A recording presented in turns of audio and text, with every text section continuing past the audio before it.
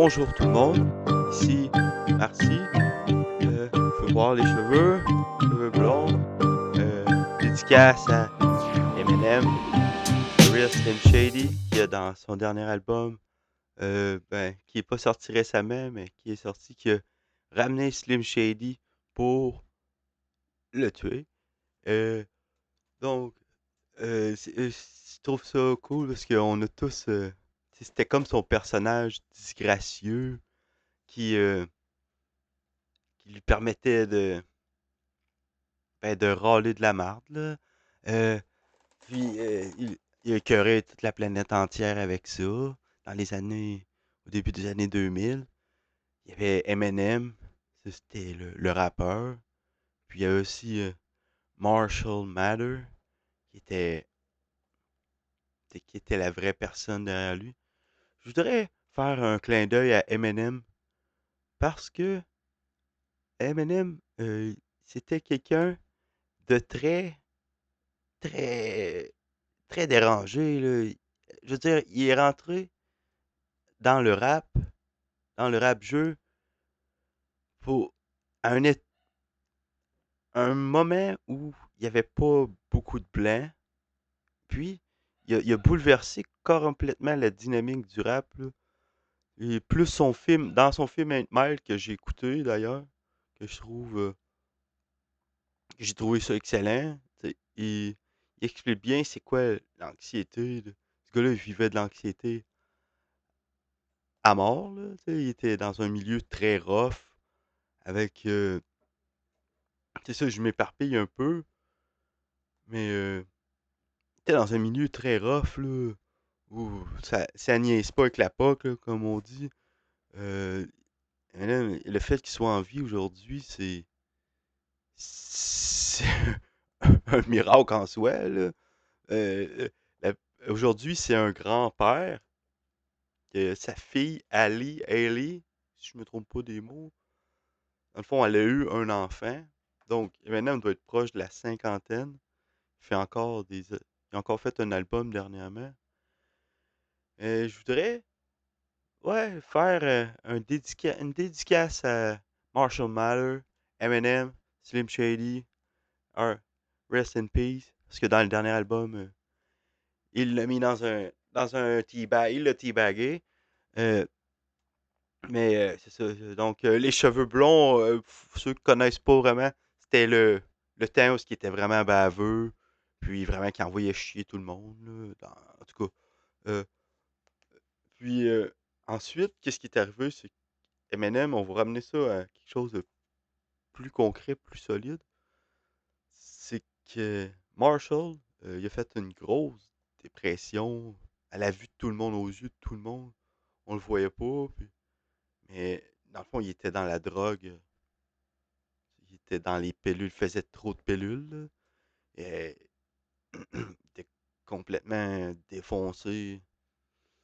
Puis, c'est ça, dans le fond, Eminem, ça fait plus de 10 ans, si je m'abuse pas, c'est plus que de 10 ans, même plus, ouais, qui ne consomme plus rien, même pas une cigarette, si je me trompe pas, là. Et, fait que, bravo, Marshall, Monsieur Matter, euh, Lives Matter. Euh, ok.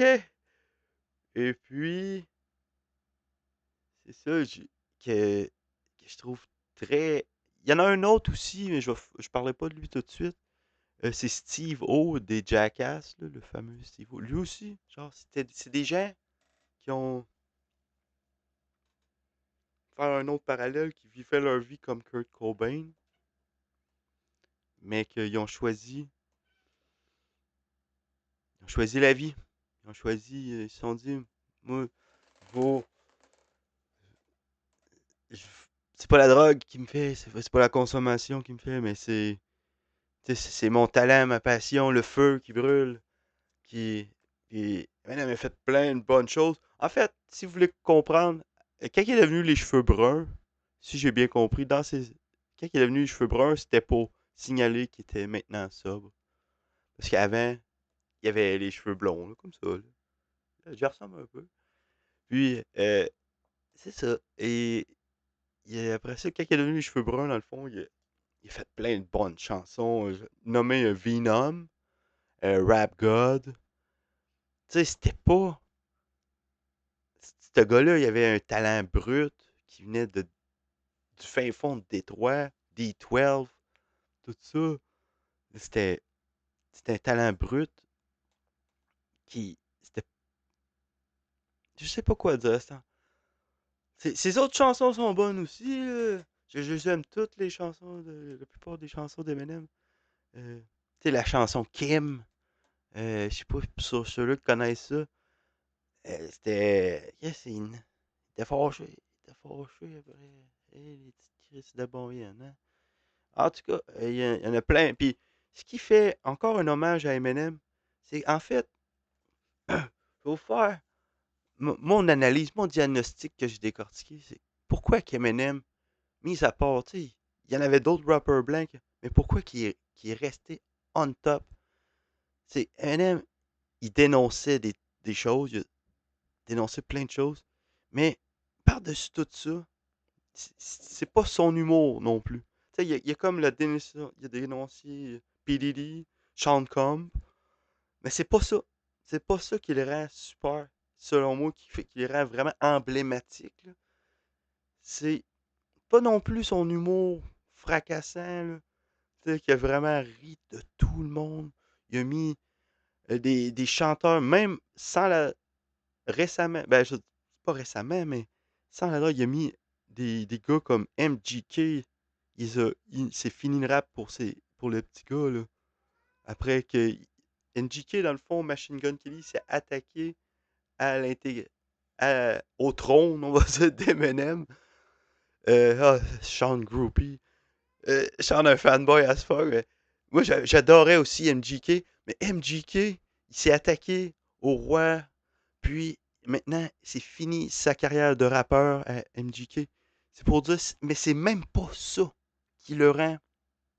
C'est même pas sa dénonciation il se fermait pas à gueule sur des choses qu'aujourd'hui, comme Sean Combs, a.k.a. P. Diddy. Alors, lui, il était déjà contre ça. Lui, 50 Cent, puis après ça, il y avait, je vais y arriver. Après ça, il y avait c'est ça, son humour fracassant, là, ses gros clashs, là, il a clashé tout le monde. Même les grands du rap vont vous le dire. Tu sais, comme Lil Wayne, tout ça. Quand tu travailles avec Eminem, lui, c'est un bourreau, là. Des sonorités. Il fait même ses chansons un peu, là, mais c'est un bourreau des lyrics. Si, genre, euh, Lil Wayne l'expliquait comme ça. Si, mettons, tu te mets là, lui, tu sais, il se mettra pas là pour toi, là. Lui, Eminem, il va se mettre là. Il va peut-être se mettre là. Fait que là, ça va te pousser toi à te mettre là. Puis des gars comme Lil Wayne aussi qui sont très lyrical. Ça se dit pas. Mais qui sont très dans les lyriques. Et ils voient ça aller. Puis ils font, OK, ça, tu sais, lui, il monte la barre, là, tout le temps. C'est un freak, là. C'est. Là, attention le chat. Euh, c'est ça. Je chose du 4. Là, ben, ouais,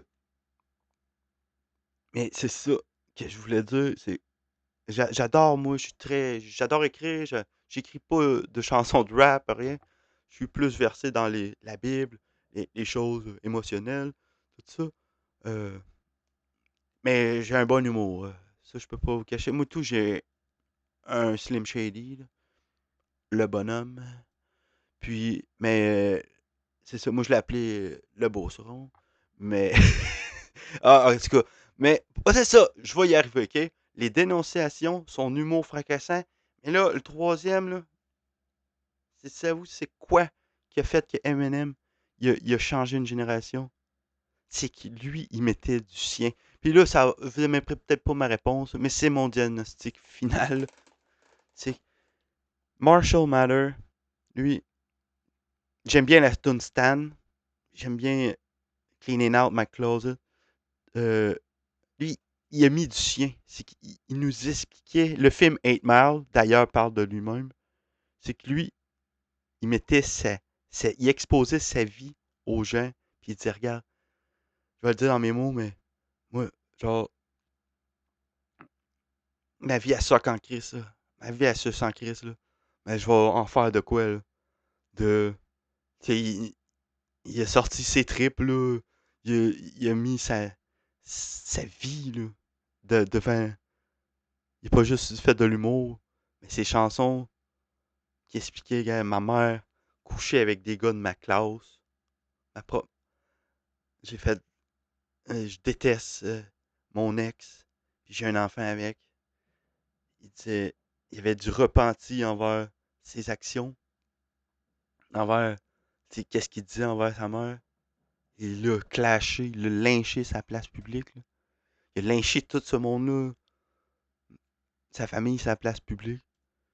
Ah, puis je pense que le monde, moi je comprenais pas l'anglais, je comprenais juste le verbe, mais je comprenais pas vraiment l'anglais, mais je pense que les gens se sont vus là-dedans.